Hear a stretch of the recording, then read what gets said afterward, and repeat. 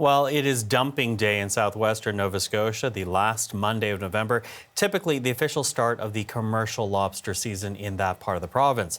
Our Brett Ruskin is in Sambro, Nova Scotia this morning. Brett, good to see you. So we have to note this season really does follow a tense dispute between commercial and Indigenous fishers. What's the latest there?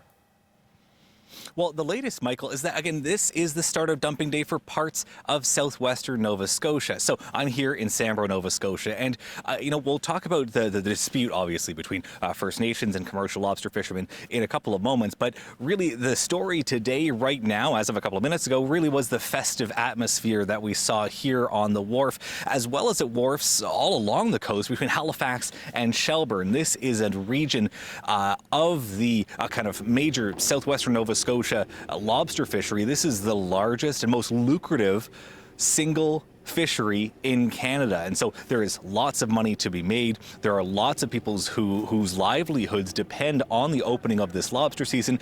And one quick note is that only half of it is opening today due to weather.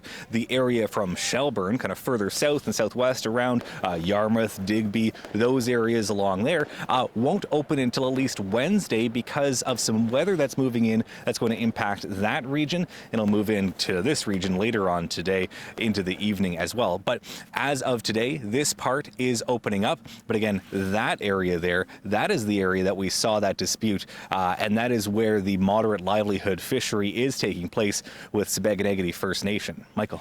And to that, we know that the Sipekne'katik First Nation is near a deal with Ottawa over fishing rights. What can you tell us about what was announced yesterday, this memorandum of understanding between the First Nation and Ottawa? Yeah, so this was not a surprise, but certainly something that we didn't necessarily see and expect to come out so soon, this MOU, this Memorandum of Understanding between Sipekne'katik First Nation and the federal government. We don't have many details of it, but Chief Mike Sack, Chief of Sipekne'katik First Nation, said that he is very happy with it, this draft MOU between the First Nation and the federal government. He says that it affirms and confirms the right that the First Nation has to harvest and to sell its lobster. Now, all in an effort to make a moderate livelihood. That really is the key phrase that was identified back in Supreme Court decisions in 1999 and then a couple of years later as well.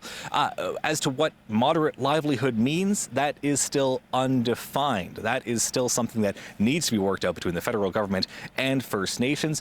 And so, yes, we have the MOU, but we still have very few details as to what exactly is in it and when it might be finalized. Michael. Okay, so we'll keep following it. Brett, thank you. Brett Ruskin in Sambro, Nova Scotia.